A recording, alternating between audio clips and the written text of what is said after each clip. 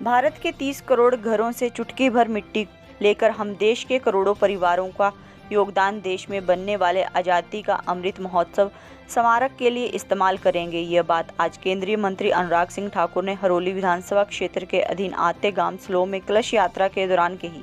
उन्होंने कहा कि यह कार्यक्रम एकता में जुटता को बढ़ावा देगा और राष्ट्र में जो गुलामी की मानसिकता है उसको मुक्त करने का यह अवसर है। उन्होंने कहा कि अपने गौरवशाली इतिहास पर गर्व करेंगे और विकसित भारत का निर्माण करेंगे। हर नागरिक को उसके कर्तव्य पालन की ओर प्रेरित करेंगे। उन्होंने कहा कि उस दिशा में यह मेरी माटी मेरा देश कार्यक्रम है और यह अमृत कलश यात्रा निकल रही है। अमृत काल जो हमारा चल रहा है और आज हम 75वां साल आज़ादी के स्वर्णिम काल जो 100 वर्ष आज़ादी का होगा। इन 25 साल में नए भारत का निर्माण करेंगे और नई ऊंचाइयों पर लेकर जाएंगे और एक विकसित भारत बनाएंगे। उन्होंने कहा कि भारत की खासियत है कि अनेकता में एकता, कोई किसी जाति धर्म संप्रदाय का हो। इस अमृत कलश में जिसके घर की मिट्टी आई वह एकजुटता का भाव देती है। हर गांव हर ब्लॉक से जब ये कलश 7500 कलश देश की राजधानी में आएंगे, देश के हर गांव की मिट्टी को लेकर आएंगे, तो एक दीवार वहां पर ऐसी बनेगी जो यादगार होगा।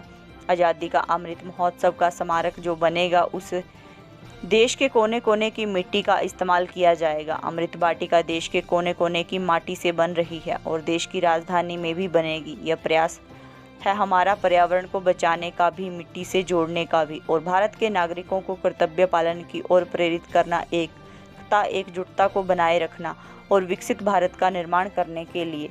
वहीं उन्होंने पत्रकारों द्वारा प्रश्न के उत्तर में कहा कि यह उनका स्वार्थ है। राजनीति करने में फिर भी समझ सकता हूं, लेकिन हिंदू को आतंकवादी कहना, रामनवमी पर बम बंदूकों से हमले करना जुलूस के समय और उत्तर प्रदेश बिहार के घमंडिया गठबंधन के कुछ नेता मां सीता को अपशब्द के रामायण की आलोचना करें और अब इसी घमंडिया गठबंधन के एक और नेता ने सनातन धर्म को डेंगू मलेरिया के साथ तुलना करके कुचलने की बात कही। यह इनकी सोच दिखाता है, लेकिन मैं इतना ही कहूँगा, सनातन तथा सनातन है और सनातन रहेगा। यह ताकत सनातन धर्म की शायद लोग समझते नहीं। यह वोट बैंक की राजनीति के चलते ध्रुवीकरण करने का प्रयास कर रहे हैं, लेकिन जनता को मुंह पर जवाब देंगे। अहंकार और घमंड से भरा हुआ एक गठबंधन जो कभी ओबीसी का अपमान करे तो कभी हिंदुओं को आतंकवादी कहे, कभी सनातन धर्म को कुचलने की बात करे। ऐसे तो और अन्य उदाहरण जहां राम के अस्तित्व पर प्रश्न चिन्ह खड़ा कर दें। यह अपने आप में दिखाते हैं कि इनका अहंकार और घमंड है। यह केवल एक समाज के वोट को लेने के लिए हिंदू को जितनी चाहे उतनी गाली निकालने के लिए तैयार हैं। वहीं उन्होंने एक देश एक चुनाव के प्रश्न के उत्तर में कहा कि ऐसे चुनाव कराने से राष्ट्रहित में खर्चा भी बचेगा और विकास कार्यों की गुतम वृद्धि निहंगी, इससे खर्चा भी बचेगा, जनता पर बोझ भी कम पड़ेगा, जनता के टैक्स का पैसा जनता के विकास के लिए ज़्यादा लग पाएगा और जो उसमें साल में 5-5 इलेक्शन करने में 5-5 महीने इसी काम में चले जाते थे, वह समय बचेगा और राष्ट्र निर्माण में समय लगेगा। प्रधानमंत्री मोदी जी का यही संदेश, मेरी माटी मेरा देश। देश के 30 करोड़ घरों से चुटकी भर मिट्टी लेकर हम देश के करोड़ों परिवारों का योगदान देश में बनने वाले आज़ादी का अमृत महोत्सव स्मारक के लिए इस्तेमाल करेंगे। ये एकता एकजुटता को बढ़ावा देगा, राष्ट्र में जो गुलामी की मानसिकता उसको मुक्त करने का अवसर है और अपने गौरवशाली इतिहास पे गर्व करेंगे और विकसित भारत का निर्माण करेंगे। हर नागरिक को उसके कर्तव्य पालन की ओर और प्रेरित करेंगे। उस दिशा में ये मेरा माटी मेरा देश कार्यक्रम है और ये अमृत कलश यात्रा निकल रही है। ये अमृत काल जो हमारा चल रहा है 75वां साल आज़ादी का, उससे स्वर्णिम काल जो 100वां वर्ष आज़ादी का होगा, इन 25 सालों में नए भारत का निर्माण करेंगे, नई ऊंचाइयों पर लेकर जाएंगे, विकसित भारत बनाएंगे। जहाँ देखा गया भावना जब हमारे प्रदेश के बच्चों में, मातृशक्ति में और युवाओं में आती है और बुजुर्ग अपना आशीर्वाद देते हैं, तो आप देखिए यही तो भारत की खासियत है, अनेकता में एकता। कोई किसी जाति धर्म संप्रदाय का हो, इस अमृत कलश में जिसके घर की मिट्टी आई वो एकजुटता का भाव देती है।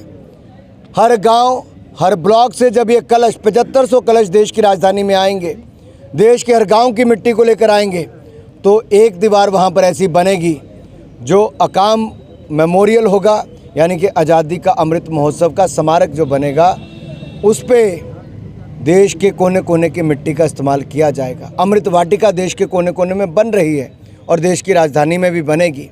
ये प्रयास है हमारा पर्यावरण को बचाने का भी, मिट्टी से जोड़ने का भी, और भारत के नागरिकों को कर्तव्य पालन की ओर और प्रेरित करना, एकता एकजुटता को बनाए रखना और विकसित भारत का निर्माण करने के लिए। मैं इतना ही कहूँगा, उनका स्वार्थ है राजनीति करनी, मैं फिर भी समझ सकता हूँ, लेकिन हिंदू आतंकवाद कहें, रामनवमी पर बम बंदूकों से हमले करें जुलूस के समय, और उत्तर प्रदेश बिहार के घमंडिया गठबंधन के कुछ नेता माँ सीता को अपशब्द कहें, रामायण की आलोचना करें, और अब इसी घमंडिया गठबंधन के एक और नेता ने सनातन धर्म को डेंगू मलेरिया के साथ तुलना करके कुचलने की बात कही है। ये इनकी सोच दिखाता है, लेकिन मैं इतना ही कहूँगा, सनातन था, सनातन है और सनातन रहेगा। ना अंगाए, ये ताकत सनातन धर्म की शायद ये लोग समझते नहीं। ये वोट बैंक की राजनीति के चलते ध्रुवीकरण करने का प्रयास करते हैं, लेकिन जनता इनको मुंह तोड़ जवाब देगी।